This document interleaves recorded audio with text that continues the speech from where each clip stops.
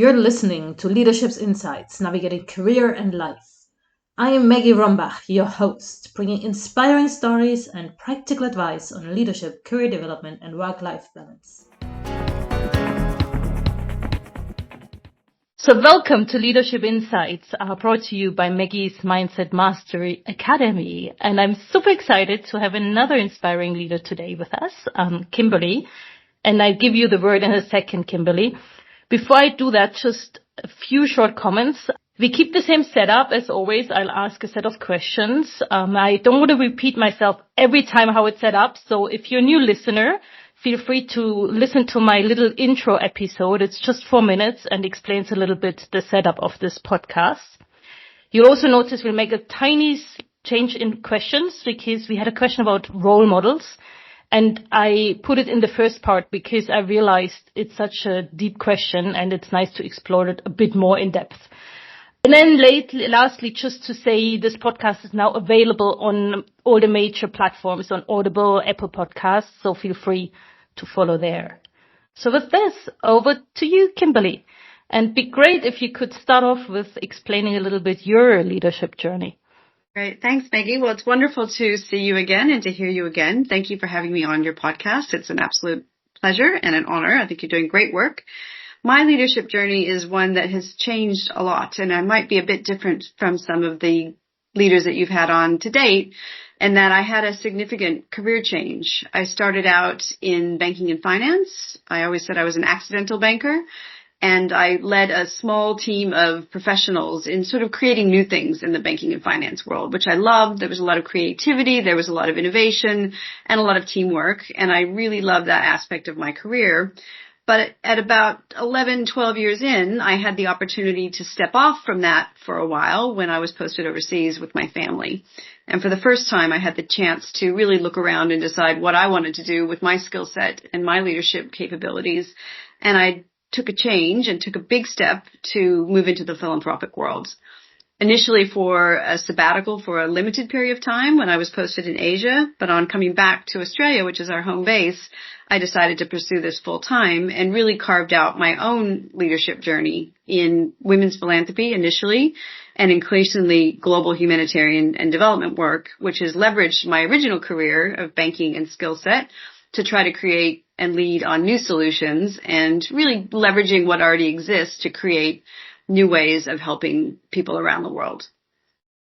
That's great. And that's also how we met on your ventures to connect with humanitarian organizations. So that's really great. And it also resonates because I've been a accidentally brand manager, so that I can really relate to that.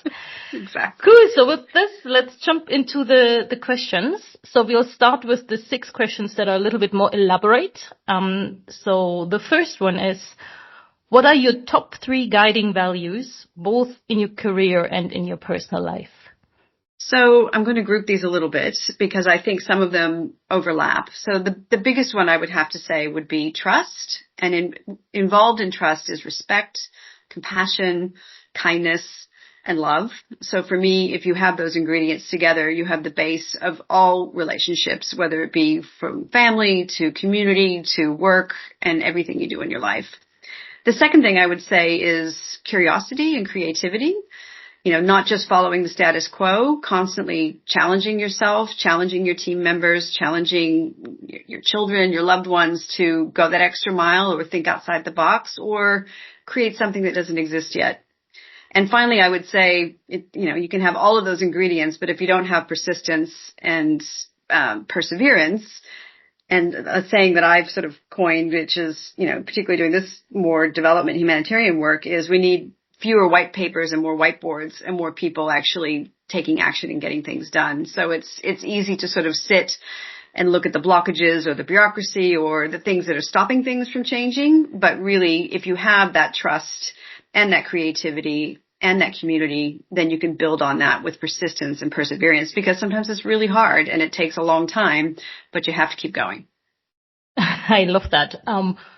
Less white papers and more whiteboards and get things done. That's excellent. That's right. Cool. So the next one is about accomplishments.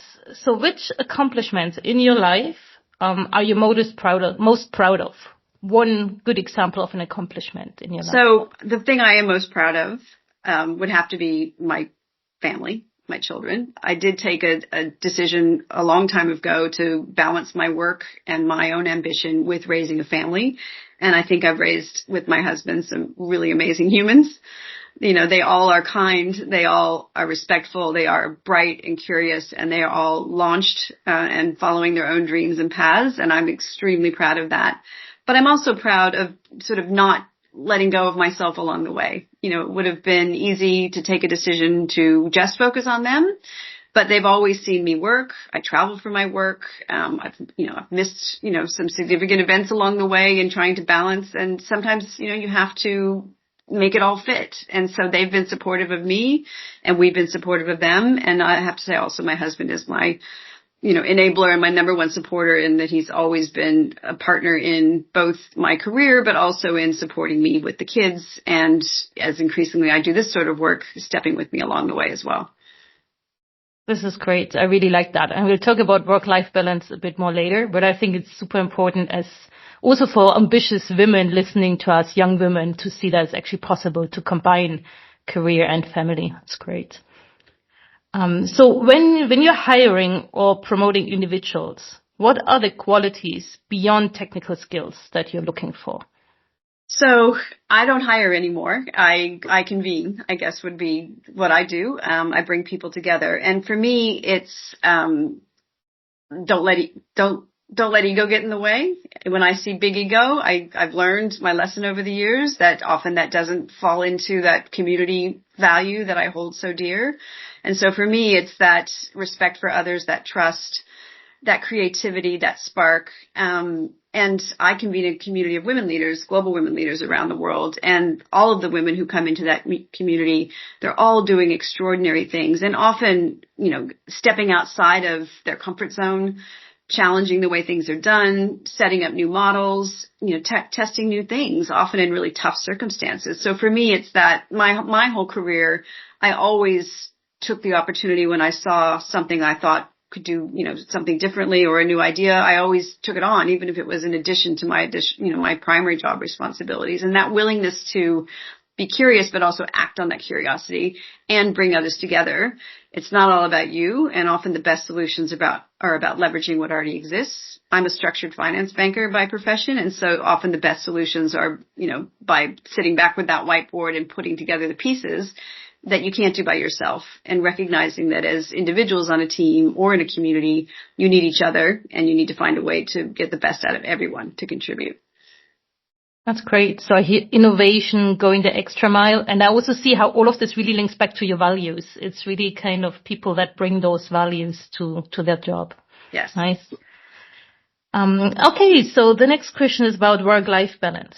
So what is your top tip maintaining work-life balance in today's crazy busy world? I think where you can, and since I was in sort of banking life, things have shifted so much. If I had remote work, if I had the flexibility that is available today to many people, maybe I would have carved out a different path or chosen a different set of, choices at the time. But it was really kind of all or nothing at that stage. So I think there are so many options now to work either with your manager, with your team, with others in your life to make it work for you and your family. So I, for example, am based in Australia, but all of the work that I do is global, and I chair 3 boards that are all based in the UK that do global work. So I do mostly evening hours. I often do morning hours, but during the day, that's my time. And so that works for me. My family has adapted to it, and it's a decision that I've taken. I think, the more flexibility we give people, and the more going back to trust, that value of trust and persistence, giving people enough room to maneuver within their own family life, as long as they're making those contributions and turning up to the team-based activities that you need them to do, then I think we're already living it and learning it. It's not perfect. There's some downsides we all know, to remote work and remote teams, but I think we've come a long, long way. And so that work-life balance is, we're all just more aware of it. I see it in my own kids, even at the early stage of their career, they're already making sure they have boundaries, they have personal time, they have sporting activities or outdoor activities or passions that they follow, and they're selfish is the wrong word, but yeah, it's boundaries. They're establishing that from the beginning. And I think that's what this next generation is going to expect from work. And we all need to live those values. Yeah, so true. And I would say, it's more self-care, like establishing boundaries. It's not selfish, it's just self-care, and that's really important. Absolutely. Yeah. Okay, so we're already at number 5. So could you share one valuable lessons from private life, whether it's parenthood or sports or really anything, I don't know, music, that has helped you at your work? So one thing that was gifted to me when I did leave banking, I didn't actually leave. So my husband was actually headhunted and posted overseas, and we wanted to go as a family. Talking about work-life balance, I had none at the time. I have 2 stepchildren. I had a small child. We wanted to have another child. I had 0 time for myself, and I resigned thinking, that's it. I'll take a break. I'll do an MBA. And my boss stepped up and said, well, why are you resigning? And I said, well, we're going overseas. It's not a contract. We don't know when we're coming back. And he said, well, take the time. We'll hold your job. And so that gift of, I guess, the security that the job would be there for me if and when we chose to come back was, the biggest lesson I can give to people is, and I've seen other employers do this, it's rare, but I've seen it, where you give people time and space for the first time to really think about what drives them, whether it be a sabbatical year. Often we wait till 10 years at work, but trusting people to go and, find themselves and learn and bring that contribution back to the work is such a powerful gift. And, I took so much from that, and I encourage people, and I'll talk about this in the questions later on, but I encourage people to, give people space, give people space for that thinking time, to think about what comes next, even if it might not be coming back to you, but it might be. You have to give people space and time to grow and evolve, and acquire new skills. And you're never going to get that in a linear career often in the same company. So whether it be through secondments or rotations or sabbaticals or further study, I think it goes back to that work-life balance, but it also creates, deeper, more thoughtful and more, layered thinking sort of individuals. That's fantastic. I really like that. So I kind of followed this for a while. I think it's Tim Ferriss who established this idea of mini retirements, to have them early in your career. And just the other day, I listened to a TED Talk. It's by a New York designer who also talks about that. And I plug it into the notes here about the value of taking this time off to come back even more inspired and actually more productive. So I think that's actually so true. Absolutely. Great. So here comes the last one. That's the new one in this section, which is about role models, because I used to ask this as one of the Fireburst questions, and then I always wanted to ask more about those role models. So I put this question up to this part. So what is a significant role model for you, and what makes them your role model? So I have so many. So first of all, I would say each and every woman in my Global Women Leaders community is a role model to me. Like I mentioned earlier, the things that they do, whether it be at the highest levels of the UN or on the ground in Somalia, in tough places, or in impact investing or philanthropy, they all are doing amazing things. And I take something, my layered thinking comes from interacting with all of them. And I am just in awe of some of the work that they do. And I could do a whole podcast with you, and probably should at one stage, on these women. But also there's some significant women too that I've met just in the last year. So the first would be Graça Michel. I had the opportunity to moderate a session with Graça here in Sydney last year, and she is a powerhouse. She, from her youngest days to her work now through the Graça Michel Trust and also her global advocacy, starstruck's the wrong word, impressed, and talk about, whiteboards, not white papers. She is building, she is doing, she is planning, the next phase of her legacy, but not for her, but again, through communities of women in particular across the continent and across the world. So that would be one. The second would be Jane Tewson, who is the founder of Comic Relief, Red Nose Day. I recently met her also through the same interaction with Graça, and she is persistent. She is the perseverance she has, what she's built. Comic Relief has raised more than £4 billion. And she, as a very young woman, went and asked a significant business person for, a small grant to take a trust on her to start this idea. And she hasn't stopped since. And the place-based work she does now, she's from the UK and migrated to Australia, is just phenomenal. Working with communities, working with some of the toughest situations. And she does it quietly. She's persistent, and she brings people on a journey with her. And she's so impressive. Wow, that must have been amazing meeting her in person. Amazing. And actually, that makes me think, I'd love to bring some of your global women leaders to this podcast eventually. I start noticing that some of those role models, I will be following up and interviewing them, except, of course, if it's like Kofi Annan, that might be a bit difficult. But, the more like real life approachable ones, that'd be fantastic. Yeah, so, absolutely. I've got a long list for you of amazing, amazing people. That sounds great. Cool. So that was the first chunk. This was great. That was actually pretty concise. I like that. So let's do the quick fire burst round, which is even more fun. So I'll be shooting questions at you, and I challenge you to answer with one word, or like maybe sometimes two words. So here we go. Could you describe your leadership style in one word? Enabling. What is the key to successful teamwork? Clarity and trust. Nice. One must read book. Any book, every day, in any format. Yeah, reading is so important. Type of dream job, if not your current one, what you would do? It is my current job, but I would love to have a magic wand to cut through a lot of the bureaucracy that can slow it down. So leveraging what exists. So leverage, my dream job is to leverage what exists, but currently my persistence isn't enough. It's too slow, and we need more tools to cut through the noise. Yes, I still hear you on bureaucracy, which is the perfect link to the next question. What would be your preferred superpower? A magic wand to cut through the bureaucracy and just make it happen. I would love to have that too. And what are you most grateful for?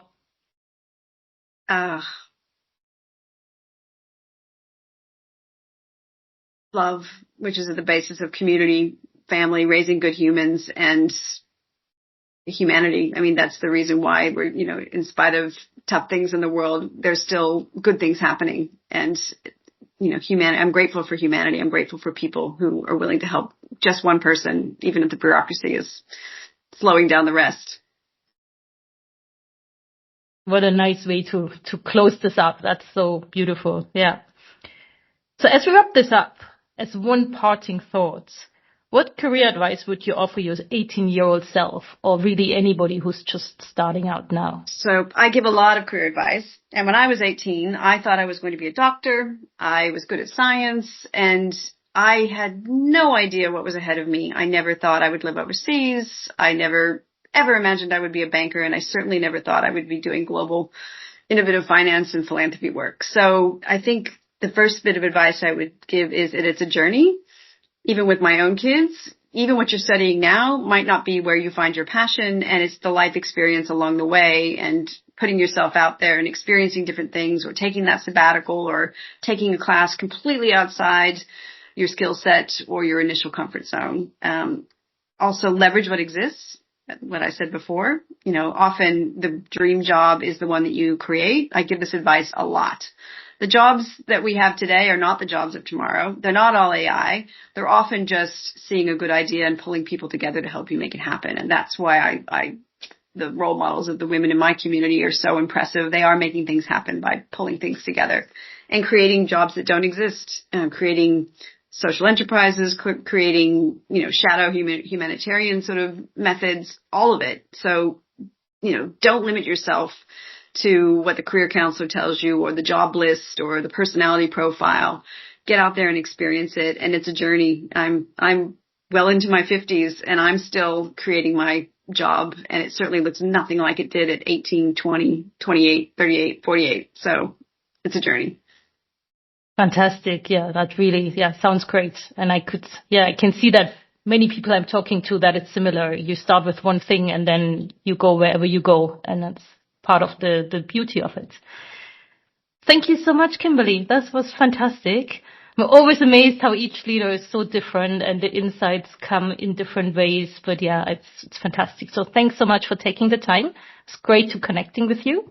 And yeah, wish you a good evening and a good morning for me as I'm just starting. Thank you, Maggie. And it's wonderful to watch you on your journey since I met you 8 years ago at ICRC. You are, pursuing your own path. You are, leveraging your skill set and discovering new things and bringing people's voices to others. So it's an honor and a privilege to speak with you today. Thank you for having me. Great. Thanks. Take care. Bye. Thanks, Maggie. Bye. Thanks for listening to Leadership Insights, Navigating Career and Life. Be sure to subscribe and stay tuned for our next episode. Until then, keep leading authentically with your heart and mind.